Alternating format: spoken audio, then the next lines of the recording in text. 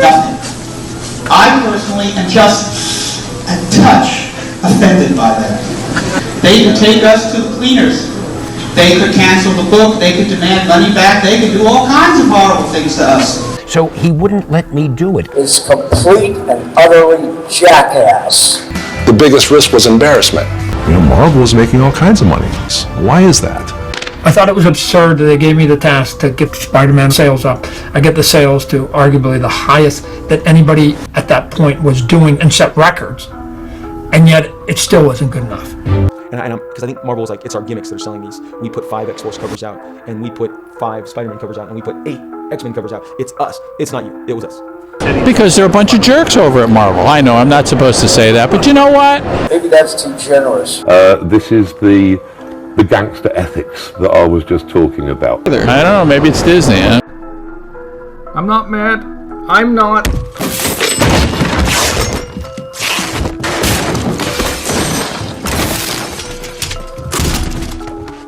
Well, the sexy story. Now, George and I signed a contract with Marvel Comics and Image. They could take us to the cleaners. They could cancel the book. They could demand money back. They could do all kinds of horrible things to us. Instead, what Marie Javins said to us was, look, just get the book out as soon as you can.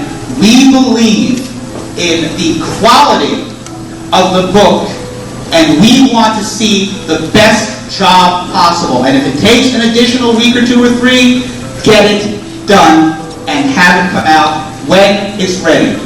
That is the cherished respect for freelancers that Todd Mcfarlane put forward so many months ago in CBG, and which to a very large extent Image has not been able to really live up to.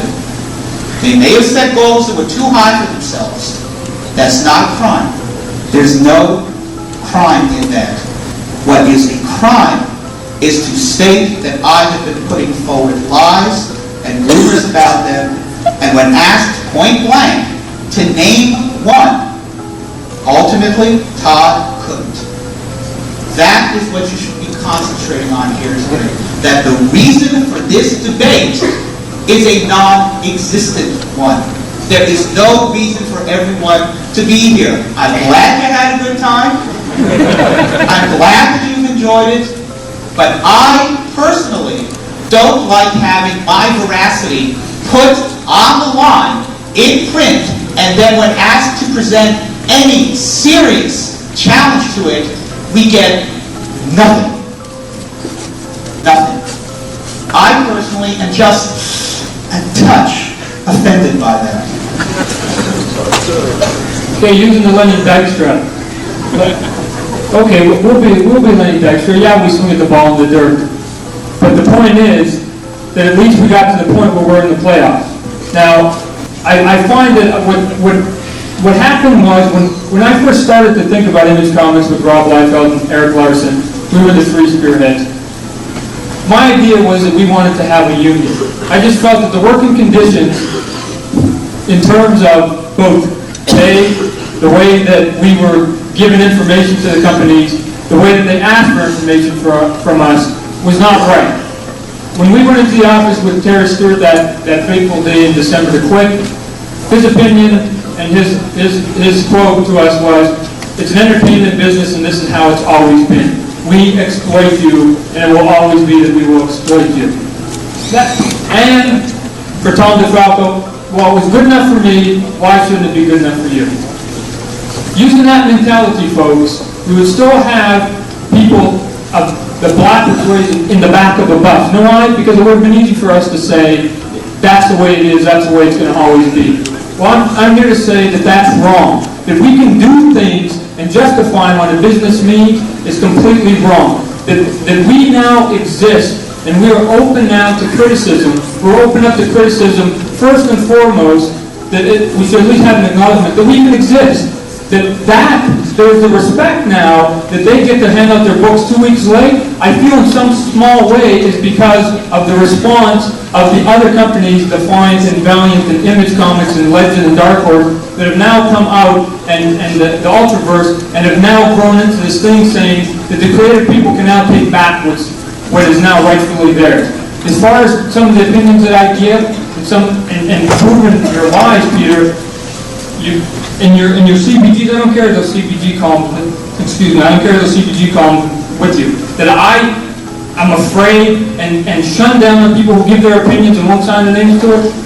If you'd made a phone call, you would see that I now have a column in The Wizard that's an opinion column, not unlike your own. So that thing that you say that I dislike so much has now become something that I now do. I thought it was just absurd. You've said that a number of times in past meetings, that you did this and you produce late books and that's, easy, So why do you need these guys to do it for? The thing that you are missing, Todd, is that you sent a message, a signal, a sign to fellow creators in the industry. What you said to them was, at Image Comics, we will take our time to get the books right. That was the message that you sent to them. Doesn't matter at this point whether late books are good or bad. No one is going to say late books are good. But you have to take responsibility for having sent that message out to the creators. And they came to Image believing that they were going to get the same kind of equal treatment that they were going to be promised by you guys. They thought that your respect column applied to them, and it didn't. You didn't just fire them, Todd. You betrayed them.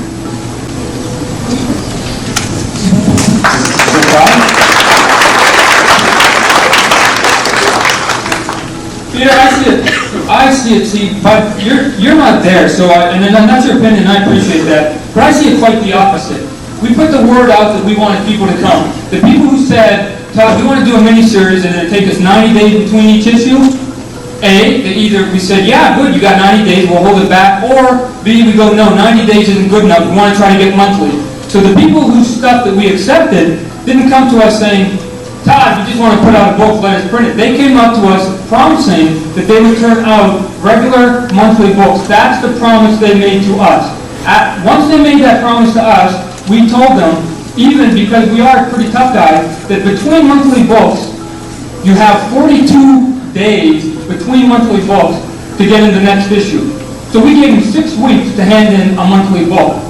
Again, all of them failed to do that. Did we do that? Yes. Like I said, we just laid in rules to be able to start the fire up. But they were the first ones that came to us and said, we will give you a monthly book. We will do this. Let us join. And when we let them join, they were the ones who betrayed us because they didn't come and give us what we contracted out to them to do, which was a book and a book on a monthly basis. And when they didn't give it to us and they went past the 42 days, we got rid of them. I don't see that as betrayal. I see that they promised us something and they didn't deliver.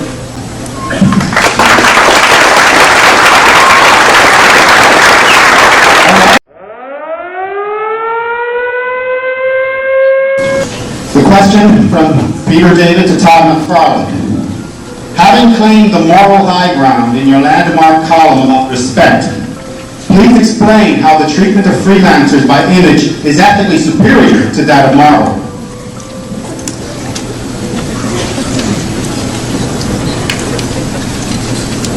If you read the column and you read my opinions on why I quit Marvel Comics, I'm going to tell you guys right here, because again, obviously you missed the point. It wasn't money. As a creative person, you want to create. You want to do comic books, and you see them in a vision of your own. When you start to get people around you all of a sudden saying, Todd, here, or Bill here, or John here, here's a book, it's not selling very well, go and do whatever you want, there's minimal amount of interference on that book. Because as creative people, we like to take an underdog approach. So we take a book, and as we build the momentum on the book, at some point, the companies jump on and want to start guiding that train. It was only going 5 miles an hour when you jumped on it. They didn't care about it. But as soon as you get it going up to 100 miles an hour, all of a sudden they want to become the conductor. That's why I ended up quitting. The Spider-Man, the popularity of Spider-Man became the status quo. Don't mess with it. You can't do this with it. You might offend people. Your audience is so big now, Todd, that you might say something wrong, so that all of a sudden now I have to be guilty of my success.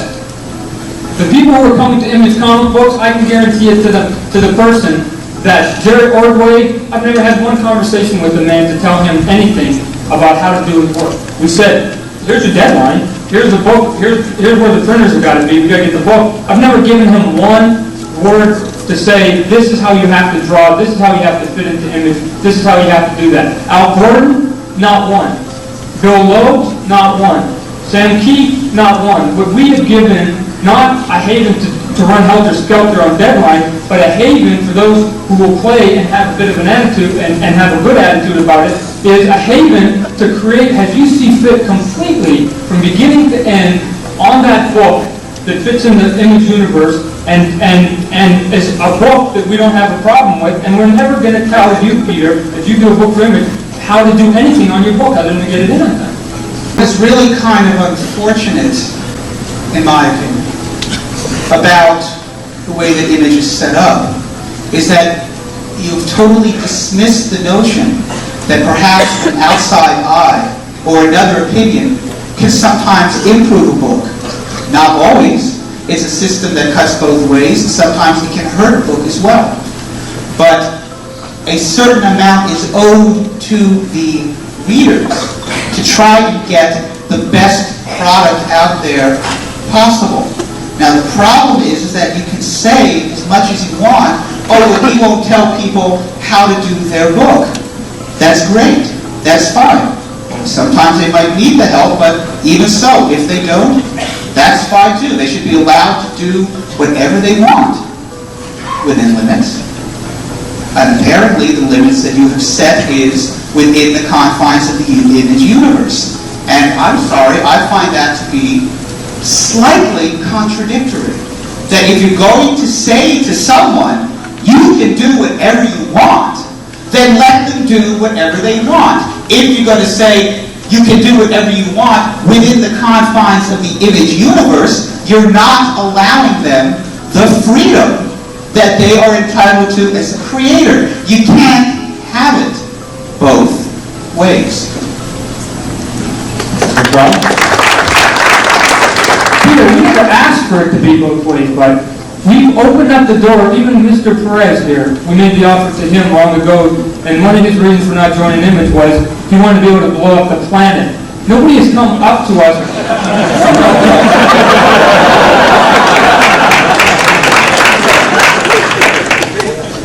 You want to be able to blow up the planet but not kill our guy, so he was nice about it. And our response back then was the same that it is ultimately. You can blow up the planet. Legends is now doing that. You can have your own little universe. What we're looking for is the emblem up in the corner.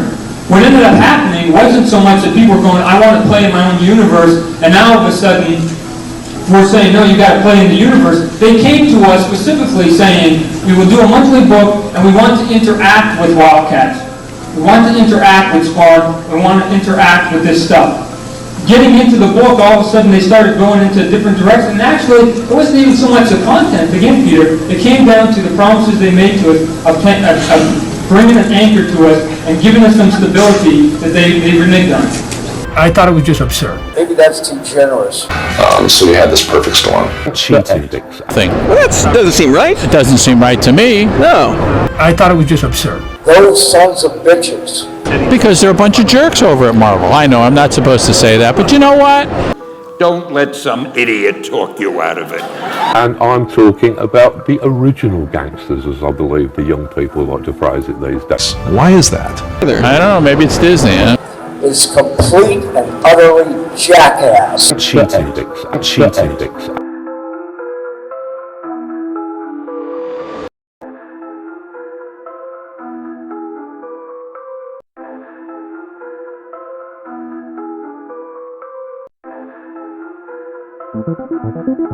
I'd appreciate your input.